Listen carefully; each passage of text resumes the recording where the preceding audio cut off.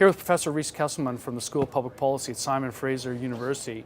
Rhys, thanks for sitting in. You haven't yet done your event here at the Manning Networking Conference, but can you just, for those people who have been following your really interesting work on income splitting, could you just sketch for us what are your concerns with the policy? Why are you becoming a sort of a vocal critic of the stance the government's taking?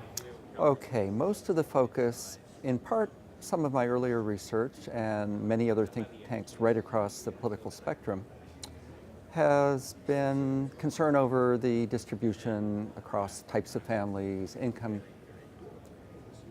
where the benefits are very disproportionate for upper middle and high income couples, single parents getting nothing, low and moderate earners getting nothing.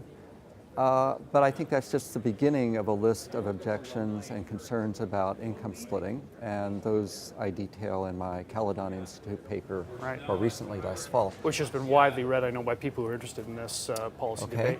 Yeah.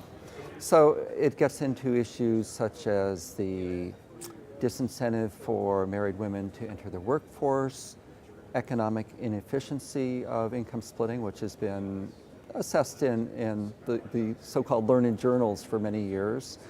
There are issues about gender equality, what happens when women are discouraged from re-entering the labor force, particularly after their kids are, well, certainly preschool age, but even after a couple of years, their lifetime earnings ability, what happens on marital dissolution when they don't have the earnings power that they would have. To split. Sure, and income splitting also does bias people's relationship choices between being single and cohabitation and marriage on the other hand.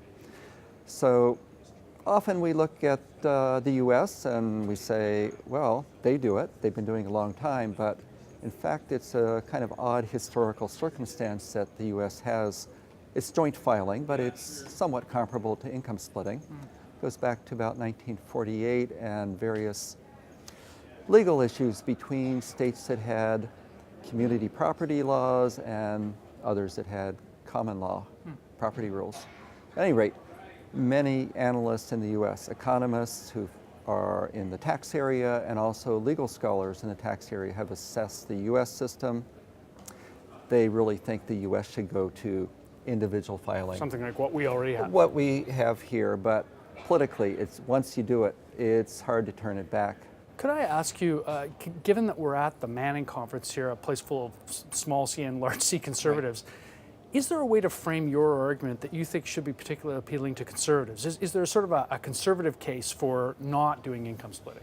Well, we could take the roughly $5 billion that our federal government is pouring into both splitting and the universal child care benefit increases, a few other smaller items, and say, what are really pressing priorities for families and children in Canada?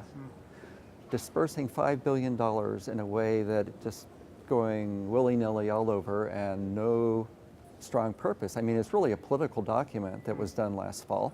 Not surprising, governments do it in their budgets all the time, but we do have pressing needs. They would deal with single-parent families, they would deal with low and moderate earners, they would deal with issues of mothers and fathers with newborns and toddlers, their ability to take parental and maternal leave, where it's limited to just under a year under the employment insurance program. $5 billion could give even a fraction leave. of that could give you a 2-year leave. Yeah, that's interesting. More like what the Scandinavians do now. That's right. And these are all conservative family values items, and we have to be concerned, even for those of us who are at middle or high incomes, about what happens to kids growing up in vulnerable situations in terms of income. They're going to be the workers and the voters of the future, and we want them to be mentally, physically healthy as well. Rhys, we're talking mainly about income splitting, but the government, as you've already alluded, has packaged this together with a universal benefit, and you know very well that the response that will come from people defending the policy is, well, yeah, income splitting maybe helps higher income earners more, but we also have this general benefit going. Have they not blunted the sort of criticism you're bringing at them somewhat by extending some other benefits more widely? Absolutely. They have spread it and dispersed it, but in a way that doesn't make a great deal of sense if you look at pressing needs. The UCCB increase is $60 per month and a new $60 for those age 7 and over.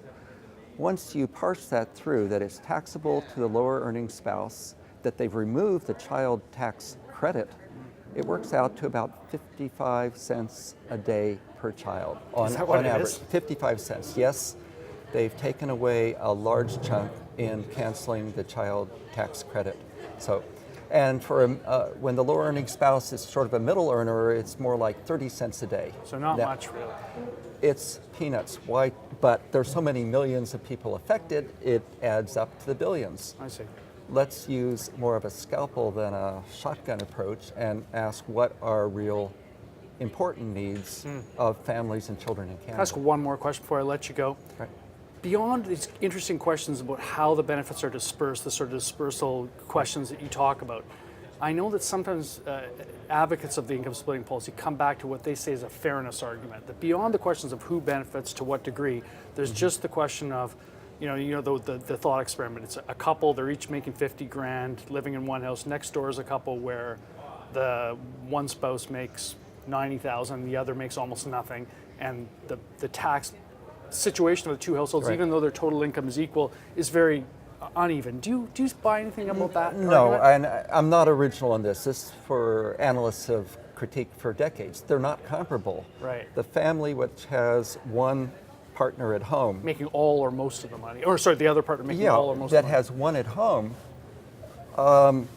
has all that leisure time and home production time. They don't have to hire daycare, which can be very costly. They have many things that are part of their total economic resources. If we look only at money income, we're not looking at their total economic resources. The two families you mentioned are not equals. So this concept of horizontal equity, which does come out of economics and to some extent legal concepts, has got to be applied properly. Total economic resources, not just money income. You're not Time is very valuable to people and very valuable in the I home. know yours is you're off to do your presentation here. I am. Thanks for sitting down with Maclean's, Professor. Appreciate it. I appreciate it too. Thank you.